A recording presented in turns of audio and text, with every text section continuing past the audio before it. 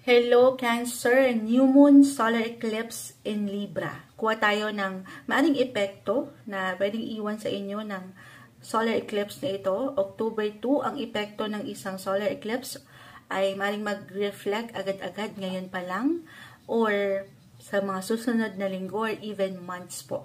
Okay, ang mahalaga yung ngayon. Ano yung kailangan yung marinig ngayon? Mensaheng gabay po para sa mga taong ito. Message.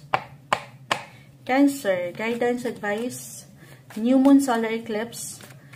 Tayo po ay live na live sa FB. Babalikan ko po kayo after nito. Water signs, maya-maya.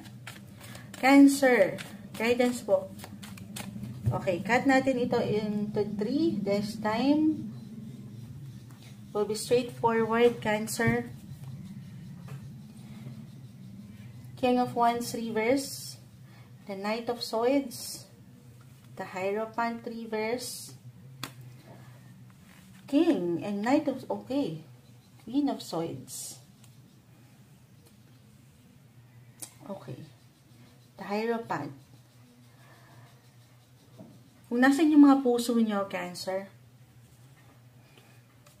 pagdating sa love, personal relationship, family, ano yung mga, ito, nagtatanong, may patanong si Moonchild.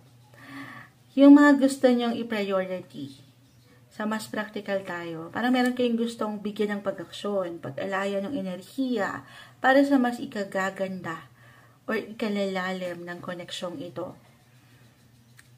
Okay. Parang, andito yung power or nagiging empowered kayo to do some action. Para sa mas practical, okay? Okay, kung i-apply natin itong ilang cards na bumagsak agad-agad astrologically, ito kasi new moon solar eclipse in Libra, it will highlighted your 4th house of emotions, your feelings, your family, loved ones. Okay?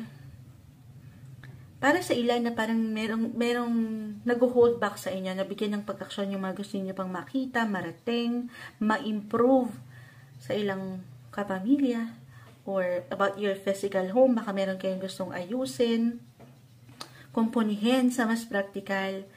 Eto na yun, huwag yung pag-alinlangan yung pwede nyo pang magawa, yung inyong kakayanan. Okay? Parang dito tayo nakakakuha ng parang gusto nyong why I'm getting a message na para sa ilan, hindi to ganun ka traditional or hindi kayo magpapaka-conservative ngayon. Hindi nyo susundin yung wasto or kung ano yung nasa puso nyo talaga. Pero mas lalawak yung inyong mindset.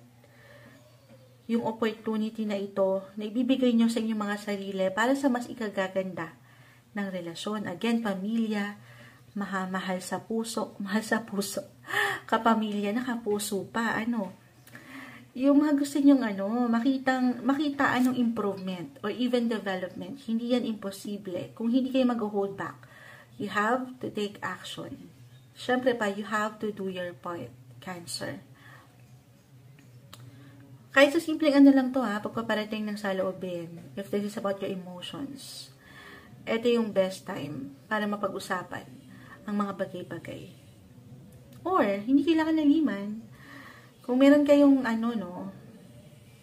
halimbawa, may selebrasyon.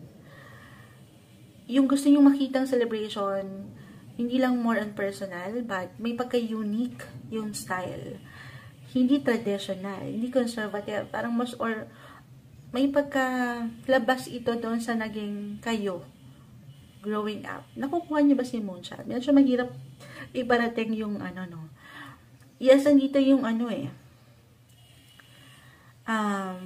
maybe isang reminder lang na kung ano man yung gusto nyong bigyan ng focus talaga sa relasyong ito, pamilya, or pagdating sa mahal sa buhay, pag-usapan. Okay? Or humingi ka ng opinion na pwede mong marinig sa mga taong ito. Sa maring merong, kahit kayo pa lang, nag-a-apply na yung ilang plano nyo pagdating sa holiday season, yung ilang gatherings, reunions, reconnection. Ayun, sa mas practical lang tayo, hindi kailangan laliman. Parang maybe This is a time to reconcile for some of you na nagkaroon ng tension. Yung opportunity. Okay? Opportunity again na mas mapalalim yung connection ito. Okay? Pero regardless, andito yung pagiging palaban naman. Palaban. Kung ito yung may patungkol sa trabaho, if ever hindi mag-apply yun na medyo naging malalim tayo, Knight of Swords, the King of Wands, the Hierophant, maring merong someone higher ups, a VIP, or an authority figure ito, na somehow hindi nyo pa man nakikita, hindi pa man siya visible right now, napupunan na kayo. Nakikita kayo. Kahit sa simpleng komento or compliment ito, nare-recognize yung ginagawa nyo. Kasi nakikita, yung parang hindi conservative ang mga Cancer ngayon na umaangat. Parang hindi kayo nagiging traditional kasi open-minded na kayo ngayon. Or maybe a reminder to get out of your comfort zone. Sa inyong mga little shell, put yourself out there, do some action. Present yourself. Okay? Meron kayong magagawa. Mapupuna, mapakikinggan kayo. Kailangan nyo lang ipakita, i-showcase nyo na yung mga talents nyo sa showtime. Charot. Hindi. Ito, ang umangat. Meron ding mag-travel, may magandang movement patungo sa direksyon na kung saan para sa inyong higit na growth. Ang lawak. Hierophant kasi may pagkamalalim. Malalim na, malawak pa. Traditional, hindi traditional, pero very innovative. Ayun. Parang future din kayong mag-isip ngayon. Parang high-tech, gano'n. So, kung ano man yung ideya nyo, yung malilikhain yung ideya, maaaring aangat yung creativity sa inyong ginagawa. Pamilya man, yung mga decision nyo dyan, plano nyo, mapabahay man, or pamilya, ilang members, mas futuristic. Mas merong pang long term na ang ganda. Okay? May mga bago po. You have to be ready. Ready sa kung ano mang pwedeng ihain sa inyo ng mundo. And stay flexible, adaptable sa sitwasyon. Stay open-minded sa maraming pang bagay. Ito yung umangat na mensahe, may pagkamalalim, again, malawak ang umangat para sa inyo, Cancer.